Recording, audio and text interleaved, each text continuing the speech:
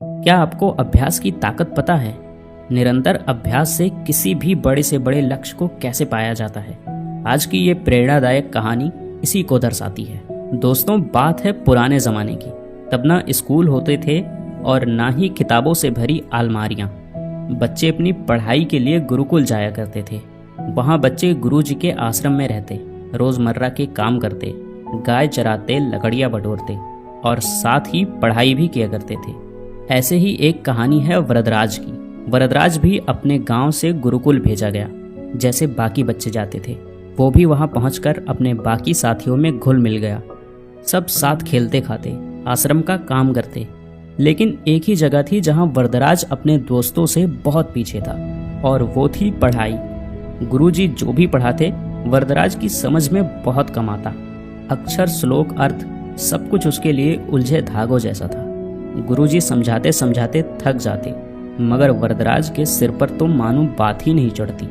धीरे धीरे उसकी हालत ऐसी हो गई कि आश्रम के बच्चे उसे ताने मारने लगे। कोई उसे मंद बुद्धि कहता, कोई कहता तू तो कभी कुछ नहीं सीख पाएगा। वक्त बीतता गया, साल खत्म हुआ। उसके सारे साथी अगली कक्षा में चले गए, लेकिन वरदराज वहीं का वहीं रह गया, अकेला, उदास और टूटा हुआ। आखिरकार एक दिन गुरुजी ने भी हार मान ली।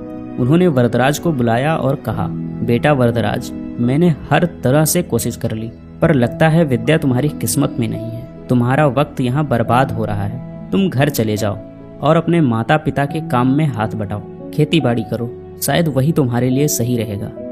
गुरुजी की बात सुनकर वरदराज के दिल पर मानो पत्थर रख दिया गया हो। उसकी आंखें भर आई। उसने सोचा, शायद गुरुजी ठीक ही कहते हैं, पढ़ाई तो मेरे बस की बात नहीं। वो भारी कदमों से अपने गांव की ओर चल पड़ा। दोपहर का वक्त था, सूरज सिर पर आग बरसा रहा था। वरदराज को बहुत प्यास लगी। वह चारों तरफ देखने लगा, कहीं पानी मिल जाए। तभी उसने देखा थोड़ी दूर पर कुछ औरतें कुएं से पानी खींच रही थी। वो जल्दी जल्दी वहां पहुंच गया। कुएं के पास उसने देखा कि पत्थरों पर गहरे निशान पड़े हुए थे।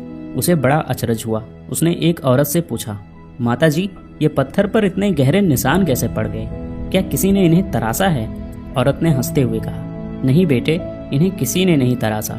ये निशान तो इस रस्सी के रोज रोज कुएं में ऊपर नीचे आने जाने से बने हैं। देखो ये रस्सी कितनी पतली और कोमल है, फिर भी रोज रोज के घिसने से इसने पत्थर में इतने गहरे निशान बना दिए।